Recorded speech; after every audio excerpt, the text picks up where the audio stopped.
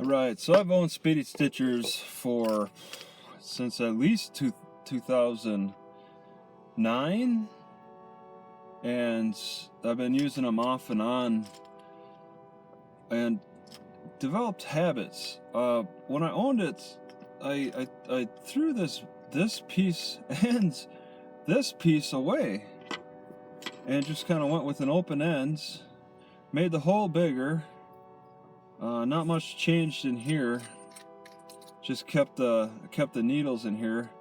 But after getting my Speedy Stitcher stolen and finding a new one, now I've realized how important and useful it is to have the back here.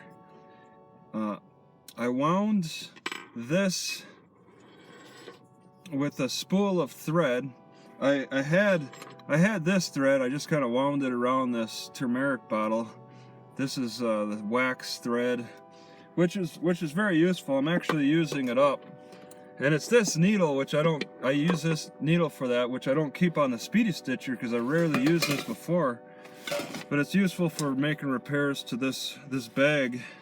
I spent 20 bucks on the Speedy Stitcher, and maybe it can help prevent me from having to buy a new bag.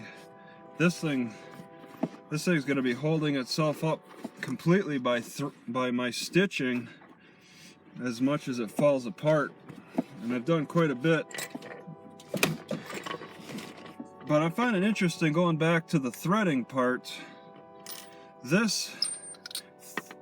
I just realized that I could just kind of take this and put it in here and then thread it up. It's really difficult at first to wind it by just holding it, but it fits perfectly into this thing, so you can wind. That's pretty cool. They don't really tell you that. I've never seen that before. So that's something that I used, and now I keep it. I bent this out a little bit so it's stiffer, fits in there a little bit better, because it tends to want to fall. You just, yeah, see, it came down just a little bit. You just widen out the brackets. So I put a little magnet here because everything falls out without it. You know, if you're messing around with the thread, the back thread, these things will fall out on you. Okay, and you might want to keep control, especially if you don't have a nice table like this to work on, which the Speedy Stitcher is designed to be mobile. So I got this little magnet, put it in there. Now when I'm messing around, nothing's gonna fall out. And yeah, it's easy to string through too. Whoops, maybe I need a little magnet for that.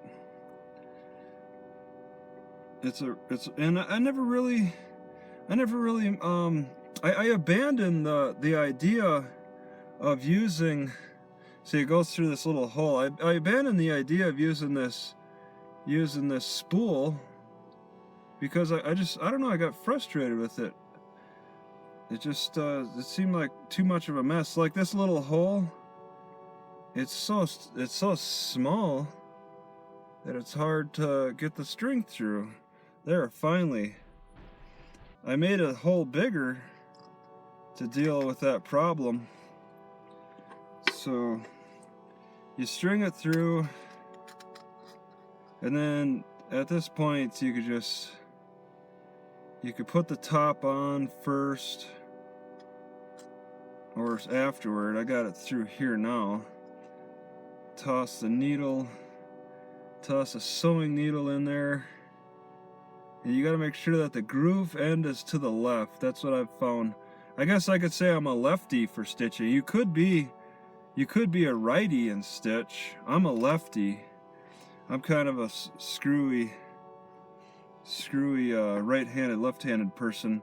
And then I broke off this crochet needle in half. I also have a full one.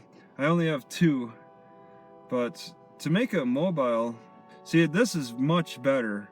have this handle and more room. But if you're gonna be mobile, breaking this off in half so it fits in here, and of course, yeah, it fits in perfectly, screwing that on. But being mobile, you just remove it. I'd say the crochet needle is essential for speedy stitching. All right, for doing the repairs and stuff. It's such a hassle to have to grab with my big fingers. And my fingers aren't huge. There's people with much bigger fingers trying to get through the loops and stuff. You just put this through the loop, boom, it really saves a lot of effort and time. So yeah, this is a setup I like, because before I removed this, got rid of all this, and I'd have this spool like this just bopping around and getting and falling down in the crevices and stuff. But you really get a lot of good control by having the thread in here, and I didn't realize that until I had to get another one for $20. So this is a good deal. Not all Walmarts sell this. I don't know exactly why there's a hole back here, but yeah, you could reach in there. And sometimes this needle it's a little tough to pull out. This is such a tight fit. I think I should be able to pull it out here. But sometimes when it's difficult to pull out, I'll throw the thread in the hole, and then just tug on the thread and use that as leverage to pull it. Sometimes when it gets stuck. It just, I don't know, depends on the situation. But yeah, this thing is great for giving new life to old cloth equipment. You can also use it on leather, but I don't really have access to a lot of leather. Cloth is so plentiful and available all around that knowing how to sew cloth and repair, and my workout stuff, I stitch straps together. Having the sewing needles is a better deal. So yeah, I got a new one, and yeah, it's actually, I should have kept all the pieces. My thief has my old one. I don't think they're gonna. What are the chances that my thief learns how to sew with a stolen Speedy Stitcher? Also, for the Speedy Stitcher, let me add that, there's one thing I don't have that's a part of this, is something to cut. And I'm thinking maybe I'll get some fingernail clippers. These are for toenails. I have a knife.